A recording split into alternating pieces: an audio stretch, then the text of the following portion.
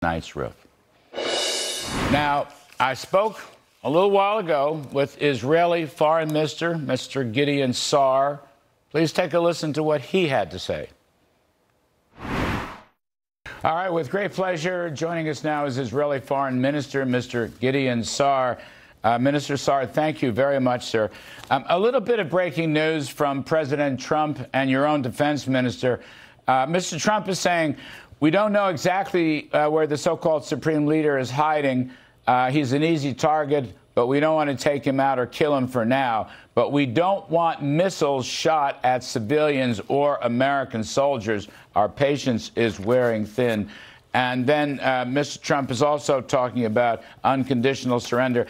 Your defense minister has also mentioned if Iran keeps sending missiles into civilian areas, you would consider taking out Khamenei. What can you tell us about that? Is he on the hit list? Would you consider doing this? Yeah, well, Larry, we usually don't say time ahead who or what we will target.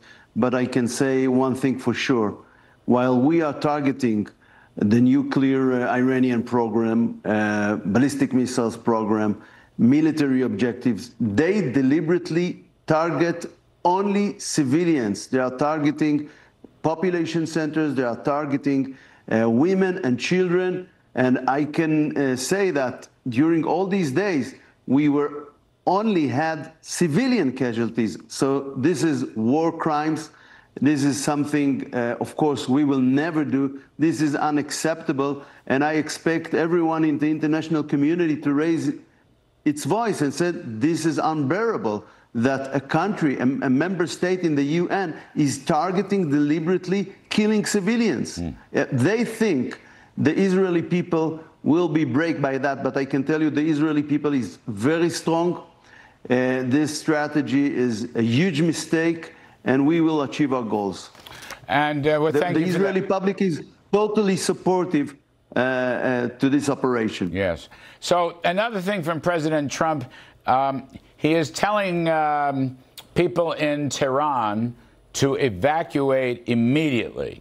That's a very forceful statement from our president, who, as you know, is a man of straight talk. How should we interpret that? What do you think the next step is? Is the United States going to join the war? Is it just defensive? I mean, why have Tehran evacuate immediately, in your view? First of all, I would like to thank President Trump and thank the U.S. for the support they are giving us in our defense. It is appreciated here. We will never decide for others. It's the president that decides for the U.S. based on American interests and define what are the American national security interests. And they will have their decisions. And we can only say thank you for the support we are getting for the U.S.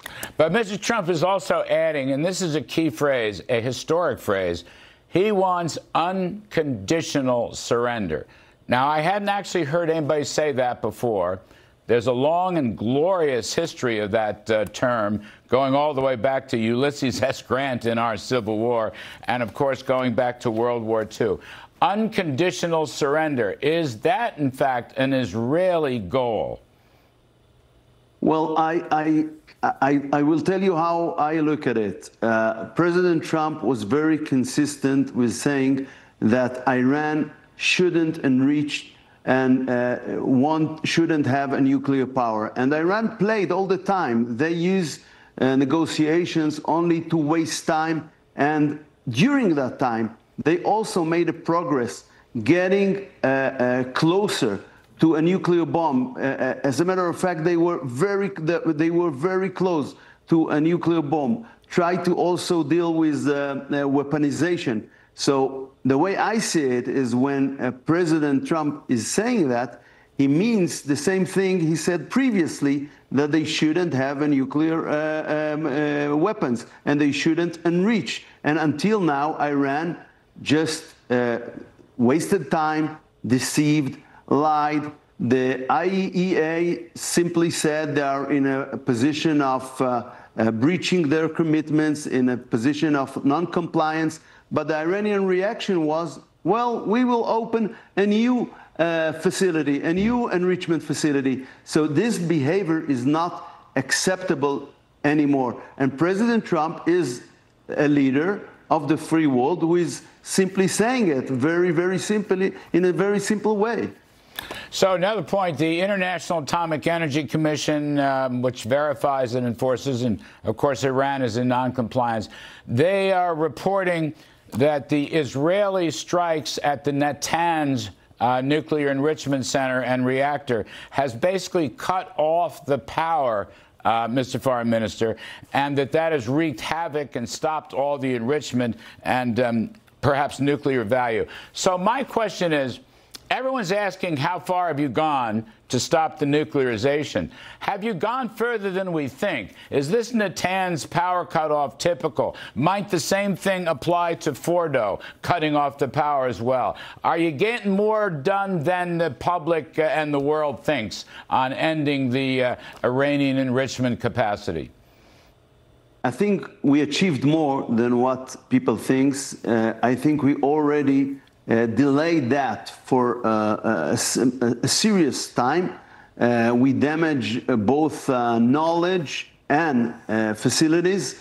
So it is very significant, but I can tell you also, we hadn't finished our job. We still have a mission there. We know what we want to do. We have certain targets and objectives that right now, when our Air Force can fly more or less freely there in Iran, above Iran, they can hit these targets, and we still need time to complete the mission, and we intend to complete the mission.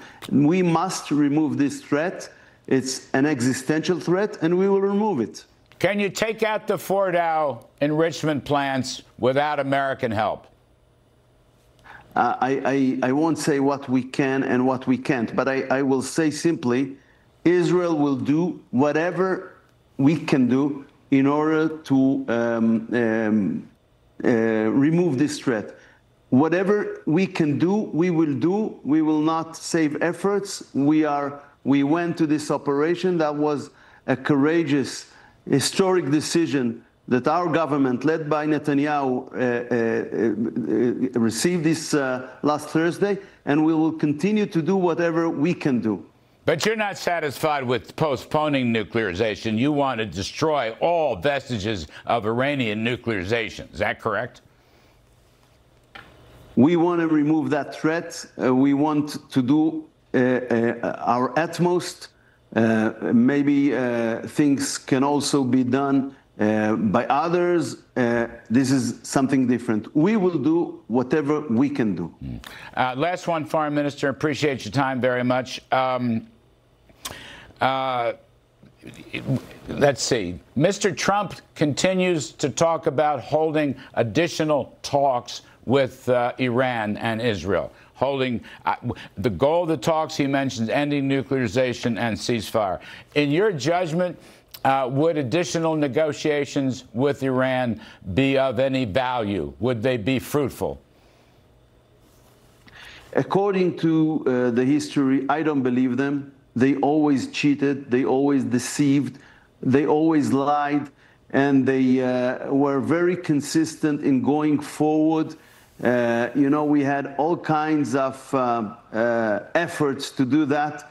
But eventually we saw we don't have any other choice. So we reached very, very close. Our assessment is that they are where they were far, maybe half a year, maybe even less than that, from an atomic bomb. And they have enough materials for 9 atomic bombs. So simply, it cannot be delayed. This issue should be solved now. And I think that also President Trump made it clear in his last statements that now is the time to solve this issue once and for all. Yes. Well, good luck, Godspeed, Foreign Minister Gideon Saar. We appreciate your time, sir, very much. Thank you so much. Thank you for having me. You bet. All right, there you have it. Very interesting stuff. Coming up here on Kudlow's Senate, Finance Committee Chair